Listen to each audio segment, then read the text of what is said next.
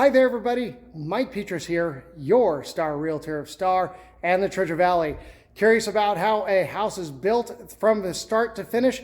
I am right here at one of my clients' house here at Toll Brothers, the Highland Subdivision in Emmett. We're going to go and we're going to walk through and we're going to see from start to finish, and this will be a continuing series all the way until completion. So I look forward to seeing you right after this.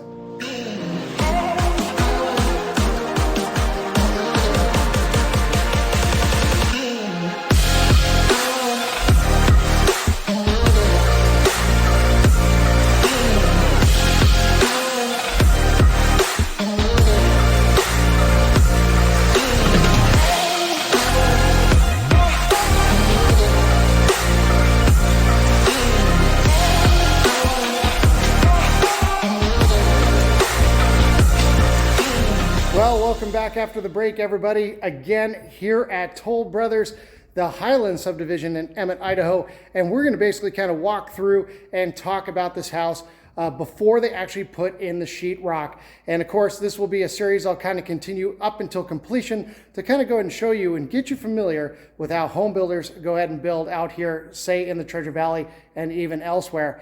Now, of course, a little bit about my background is not only am I a realtor, but I'm also one of the 8 master inspectors here in the Treasure Valley. So this is kind of my wheelhouse. So let's go ahead, let's walk around this house, let's take a look, and let's go ahead and point out some stuff.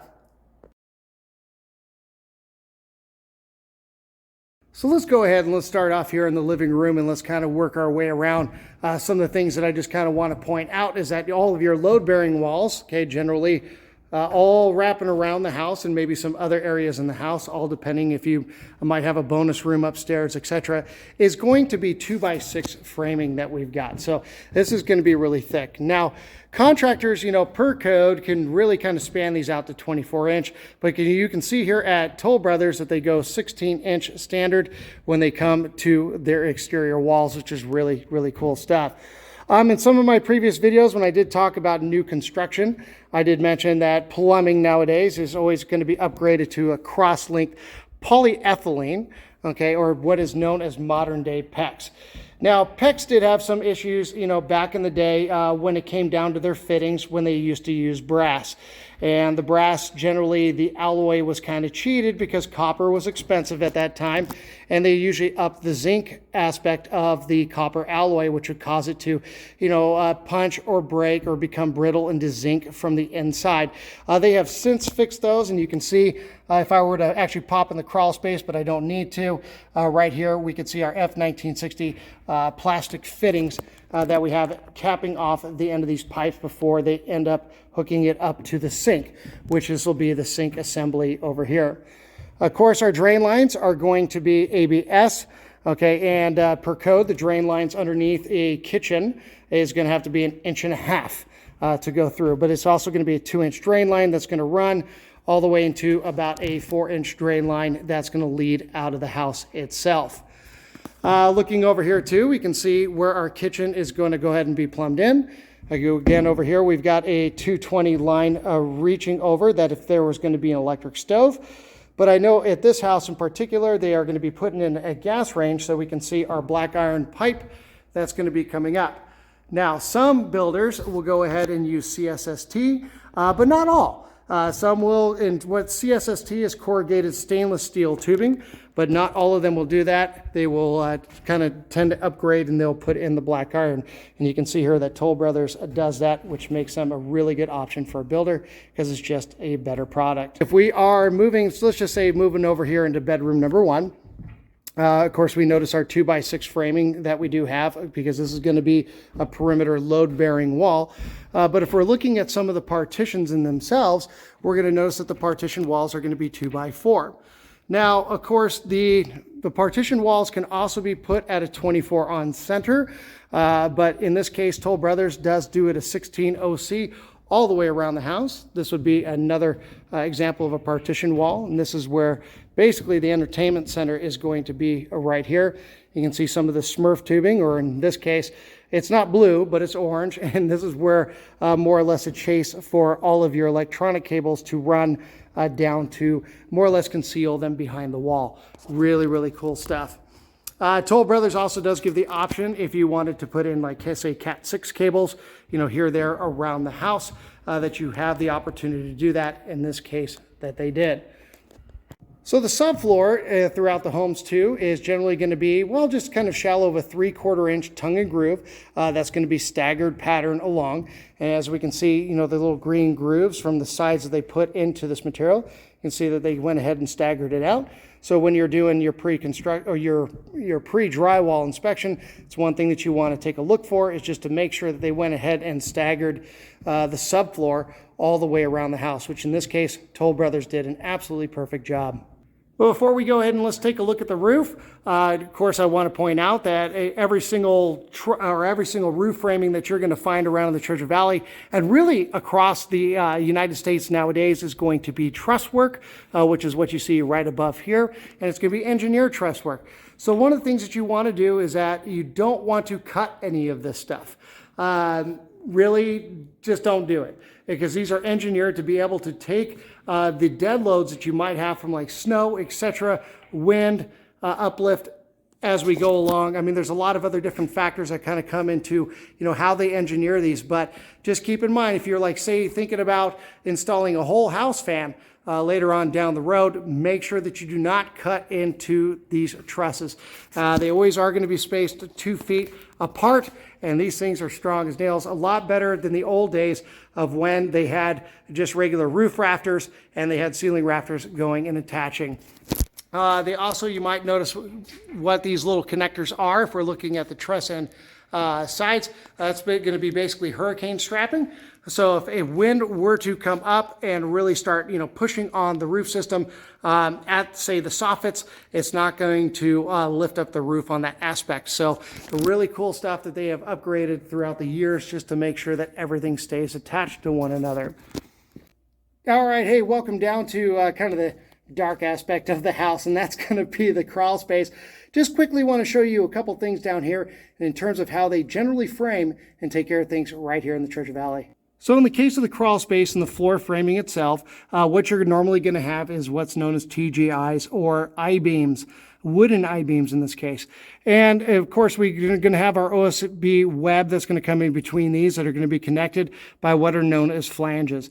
In this case, these flanges can either be sawn or they can be LVL. And in this case, if we're looking at it, this is layered, okay, which is telling me that this is an LVL flange. They usually will come down to a strong tie connector that will go ahead and attach to the sill itself before the subfloor is actually laid. So you can kind of see how this all interconnects. In terms of support, we go ahead and take a look at this, and we're looking all the way down at about every 14.5 feet, usually by jurisdiction, in terms of the depth that they allowed. You're going to also notice pony walls, okay, that are going to come and support the floor all the way down the row. And we can see that they have their own individual concrete footers to bring them up so that the wood is, of course, not making direct contact with the soil, which in that aspect would be illegal. Of course, most of our sills that we're going to see to these framings, okay, and in this place, our plate, okay, our sill plate is going to be pressure treated wood. That's going to really kind of protect against that rot. If we are talking about the foundation itself, of course, this is going to be a 2-piece foundation that they're going to build, which is basically going to be the footing itself, and then they're going to go ahead and pour the stem wall up. And that is generally the construction pattern that they have for every flooring system that you're generally going to see throughout the Treasure Valley. Now, since this is a ventilated crawl space, one of the things that they will do when they get to the insulation part is they're going to go ahead and put bats of insulation in between these floor joists in order to, of course, create the thermal envelope of the house itself. So what is the thermal envelope, if you might be asking? The thermal envelope is going to be all of your insulation on all corners of the house, all the way from your attic to your walls and to what is in the crawl space itself. Before we move any further too, I just want to go ahead and say that this particular foundation, most of what you're going to find out here in the Treasure Valley is going to be a ventilated raised foundation system, and you can see them by the vents as we go along the perimeter of the house. And that's not always the case here in the Treasure Valley. Sometimes you can come across an actual conditioned crawl space, which would be a little bit different. So in other words, with a conditioned crawl space, what you can expect is that the vapor barrier will have to be overlapped and sealed, and it'll have to be a continuous membrane before they actually start the floor framing to be able to put that in. And what you'll notice is a dummy register. Okay, if we're going around and pointing out a register, say like something like that, a register would be a dummy register that's going to go ahead and draw air that's going to go into the crawl space, and usually there's going to be a ventilation tube that's going to be over by your mechanical equipment in the garage, okay, or wherever they place your mechanical equipment, that's going to go up and ventilate throughout the roof. So what the conditioned space will do is go ahead and cycle air through your crawl space and be able to warm it up. And so some of the times what you cannot expect, or which you would not expect to see in some of those conditioned spaces, would be bats of insulation in between your floor joists themselves. Of course, as we know, anywhere that there is a wet area located within the house, you have to have what's known as GFCIs, or ground fault circuit interrupters, go ahead and protect those receptacles. We're looking over here in the kitchen at our lead receptacle. This is going to go ahead and tie into that receptacle, this receptacle, that receptacle, all the way down the line. They might put in another GFI over here because usually GFIs will protect really about up to 6 outlets down before you really have to install another one.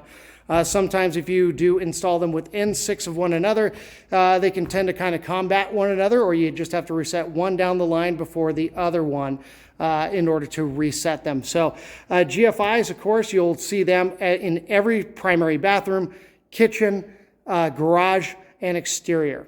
One little tip is that when you're doing your pre-drywall walkthrough on the house too, you also want to kind of take a look through the home and see where the wires or the Romex cable that is actually going through the studs, if it is more shallow to where you think it could hit a drywall screw, then a nail plate is going to be required at that particular location. And as we can see here, right around the entertainment area, you can see that they did put their Romex a little bit shallow, but we have these plates, the nail plates right here, to go ahead and protect against when the drywall goes up, that when they're setting their drywall screws, they will not be able to go in and be able to puncture that particular run of Romex. All the panels here, they're either going to be square D Cutler hammer, or they're going to be Eaton that they're going to go ahead and put in. And you're usually going to see a 200 amp rating, which is the pretty much nowadays standard. And 200 amps is going to give you more than enough power to be able to generally do whatever you want. Of course, this is just going to kind of power what's going to be in the house itself, and then anything you want to upgrade later on down the road, like say that you want to go ahead and put in a spa, you got more than enough room here in the panel to complete it. And we can see our runs going all the way up and attached and running through the house to all the junction boxes that we do have. Now again, here's a test. What kind of electrical protection needs to be in the garage? That's right, GFCI. So we will expect all of these to be rated for GFCI. Back in the day, if you did have a freezer, the NEC would allow to have a dedicated receptacle for that, but that law has changed ever since. So one of the things that I always do advise my clients as to when they have a freezer is definitely just kind of check the freezer for at least the first couple weeks to a month that you live in the house, and make sure that it didn't turn off. Because sometimes, you know, the older the freezer could make the GFI think that you might have a potential grounding issue and be able to trip it, and let's just hope it doesn't spoil your food. Heading back to the electrical systems here, you'll notice that rod coming up. That is an oofer ground for your system, which is a piece of rebar that's going to go through your foundation system and down through the soil. And that's how they make their grounding out here nowadays, and actually kind of typically to every house built around the U.S. And we can see that wire that's coming out here that's going to be put into an IBS system in order to make things easily pluggable as we go along. This is also going to be our meter when they're all said and done, and you can see the line going into the panel. All depending on the builder that you get, sometimes registers can be either in the ceiling here, or typically we're going to go ahead and find our HVAC registers that are going to be on the ground level. Now on the ground level during winter times, it's actually a little bit more advantageous because heat will rise, and of course, you know, cooling comes down. in terms of the density of the air. So we do notice that they're on the ground here. So during the winter time, it's going to be nice and hot, or you'll be able to feel the air coming up from the ground, and it will kind of rise up towards the ceiling. But of course, during the winter time too, or sorry, during the summer times when you're running the cooling aspect of it, you'll see that it'll probably just kind of stay right nice and even kind of across the ground. So floor registers are kind of a typical thing that you will notice out here. More so than, say, above in the ceiling. But if you do get them in the ceilings, it's not a bad thing too as well.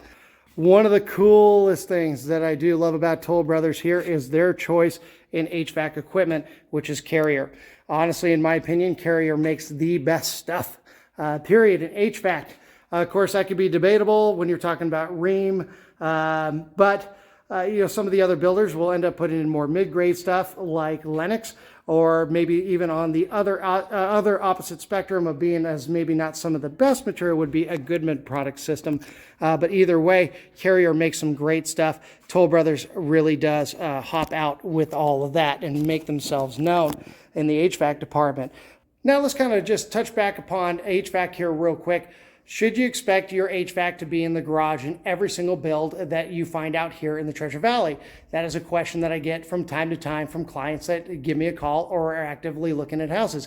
And the answer to that is no. They could actually put that HVAC equipment, or at least your furnace and your air handler and your A-frame, or what is going to be known as the evaporator coil, part of your split system for your HVAC, up into the attic. And if they do, one of the things that you want to look for is that if they did put in the attic, that you do have a secondary pan down, or what's known as an auxiliary pan, with a tube that leads out, just in case if the condenser coil or the evaporator coil in this case, sorry, not condenser coil, your evaporator coil happens to leak over, not properly drain out of the primary, so that it's got another way to get out of the house and not leak directly into your house. In the living room too, my clients went ahead and decided to go with a fireplace, or basically a fireplace insert. Most of the fireplaces that you will find out here around the Treasure Valley will come with an internal blower motor, so it's not going to be just for show. They will heat up. The blower motor will be able to push out that air through these vents and kind of come out into the room. So it's not just going to be a useless decorative feature. It's going to be something that can really help out in terms of keeping this particular room and maybe some adjacents warm. Now, unless if you're also upgrading to different styles, like say you want to go ahead and install a tiled shower, say in the master or even in the hallway, because these companies will give you the option to do that, you're going to wind up with one of these fiberglass acrylic shower, one-piece shower kits. Okay, that's going to go in. Now, of course, these are flanged out when they go ahead and put in the drywall. But you might just kind of ask yourself, what is this protective green coating that we got here? Well, and that's exactly what it is, a protective coating, because they are still in the construction phase right now. Okay, and when this is all said and done, they'll go ahead and remove that, and you'll have nothing but that shiny one-piece acrylic fiberglass kit. Now, one of the things also to kind of pay attention for is when you're looking at the light, above, when everything is all going to be finished, is you'll want to make sure that you have a moisture cover across that light, because you just do not want moisture being able to contact, like say, a hot incandescent. But nowadays, we do have LEDs everywhere, and LEDs run much cooler than a incandescent. But if you ever screw that in, or replace it, with a incandescent bulb, and you did not have the moisture cover there, you run the risk of that happening, and then you could also have light bulb shards, come down and potentially hurt you. So they do have everything all set for the mixing valve and your tub spigot, coming out here. Drain looks like it's already installed. If we're looking along, of course, that's going to be the toilet flange that we have, and that's where the toilet is going to end up going. And then we've got a dual sink basin that we're running over here. Again, you can see the hot and cold water lines coming up, and the hot and cold water line, and then that will be the cold water line for the toilet. Moving over into the laundry room too, we can see that they went ahead and hooked up their 220 that they're going to go ahead and have for the electric dryer, and we can see our dryer vent down here too as well. And then one other thing, of course, according to code too, is at least a minimum of a 2-inch ABS pipe leading from the washing machine, because nowadays the ejectors, they run a lot harder at your washing machine than they did in the past, and it just needs to have that little bit more room, okay, in the drainage pipe, so that it won't kind of more or less bubble up and come back in, or not bubble up, but retract back into the house and potentially flood it. So now let's head into the garage and take a look at some of the features that you can expect right out here.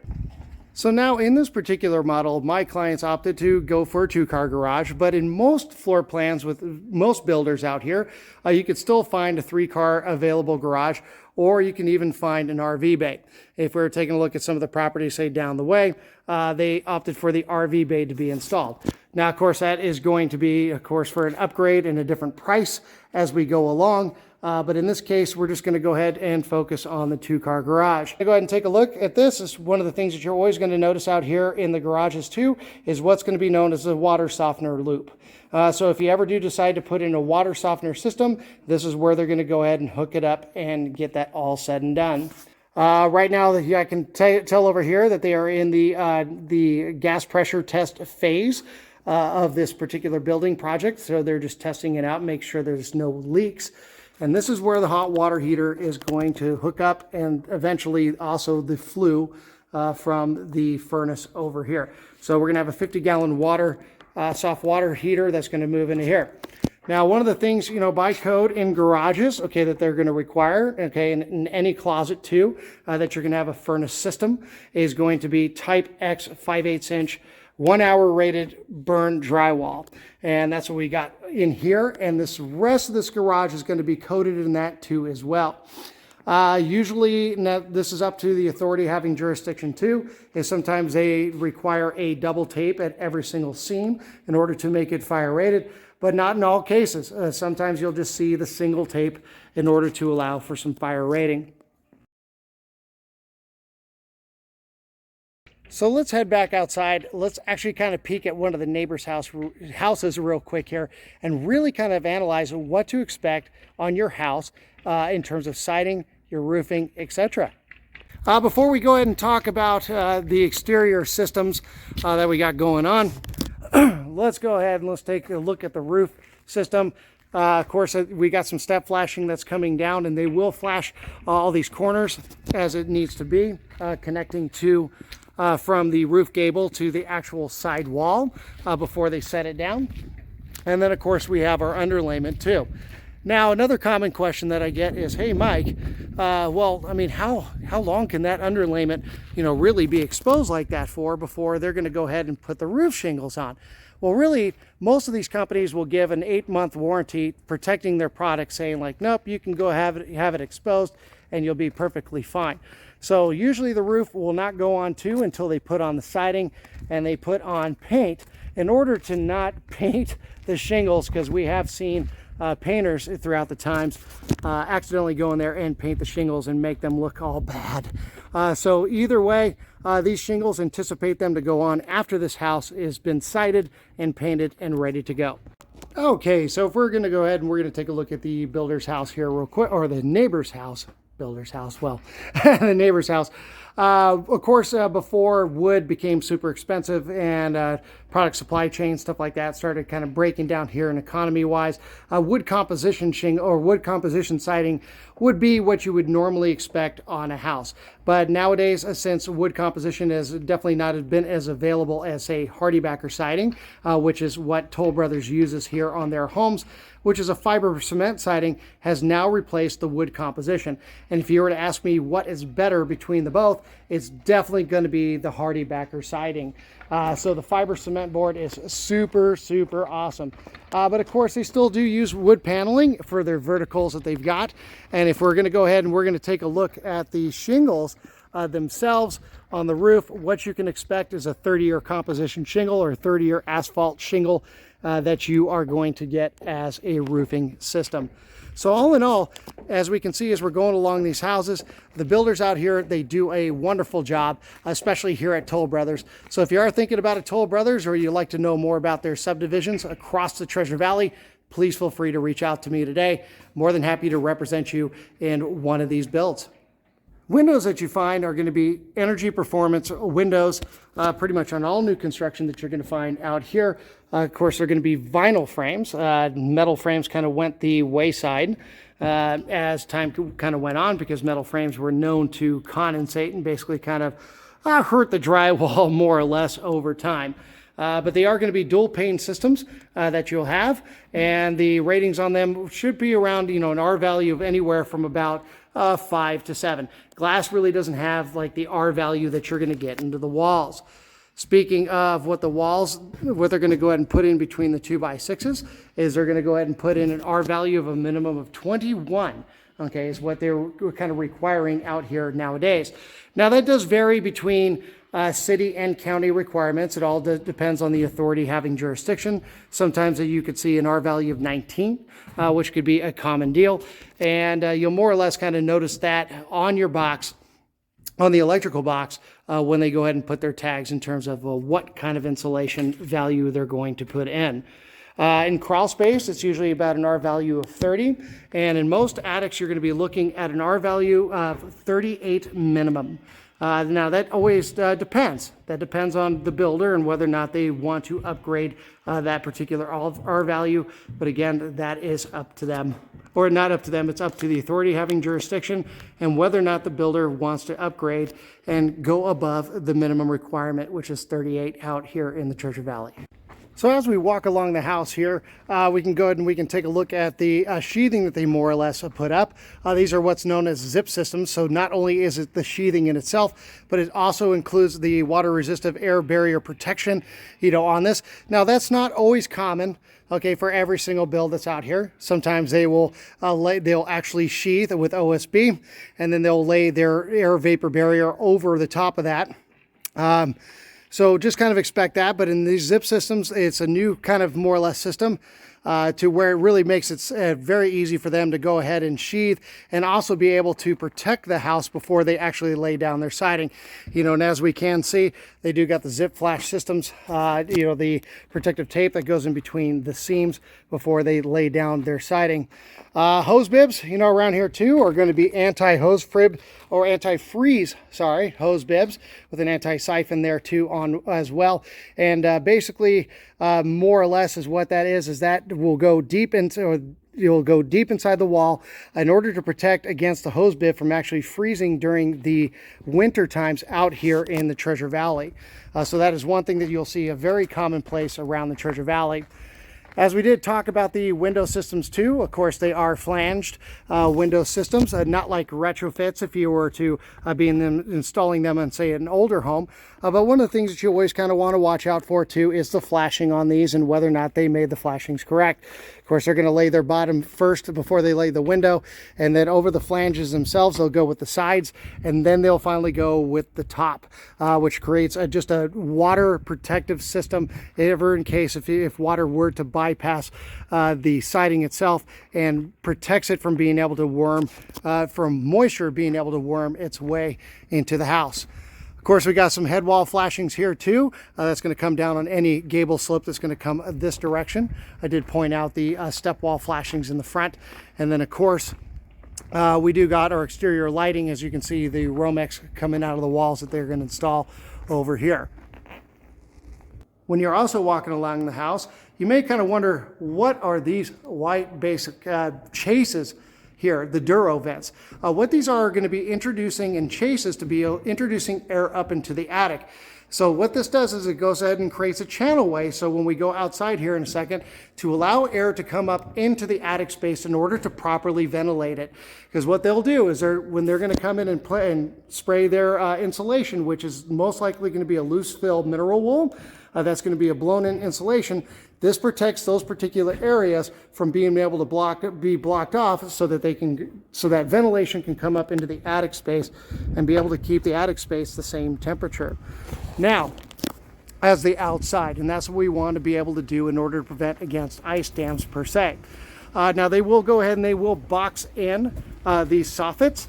So in other words, there's going to be a piece of wood that's going to come over there, and you'll have vent chases that's going to go ahead and stay right at the point of entry to where it's going to head up and go through the vent.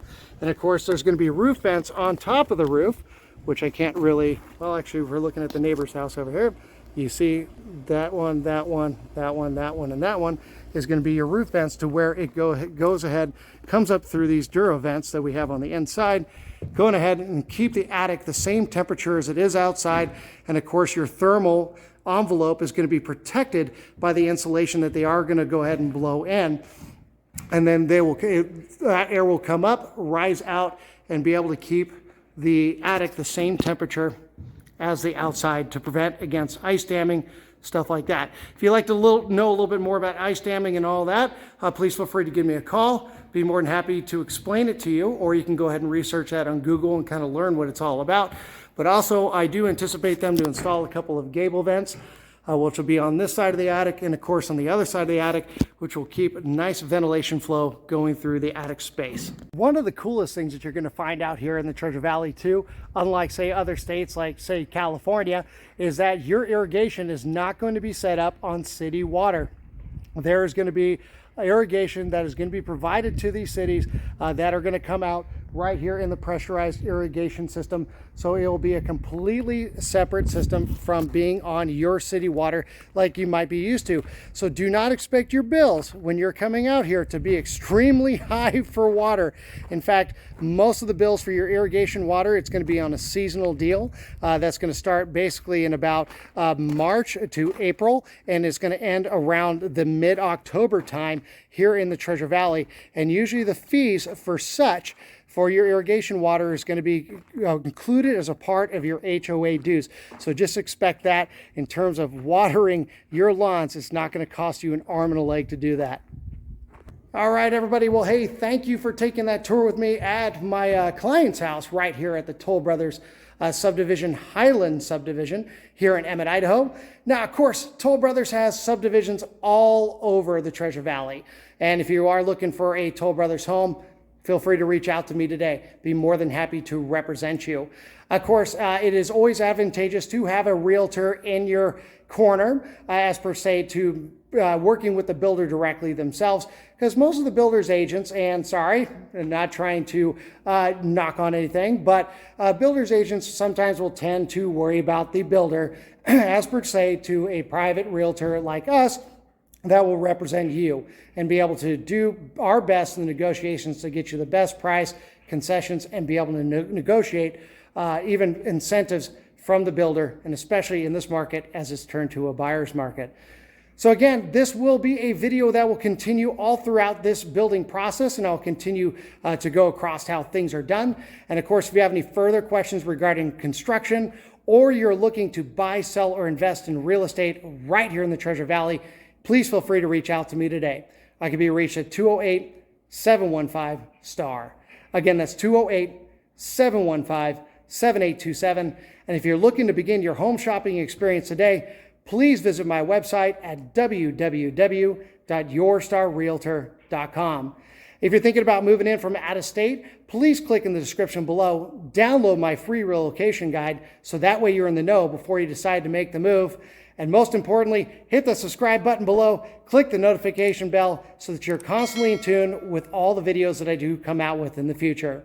Well, thanks again very much, everybody, for taking the time out of your day. Look forward to the day we speak. God bless. Until then, thank you so much. Bye-bye.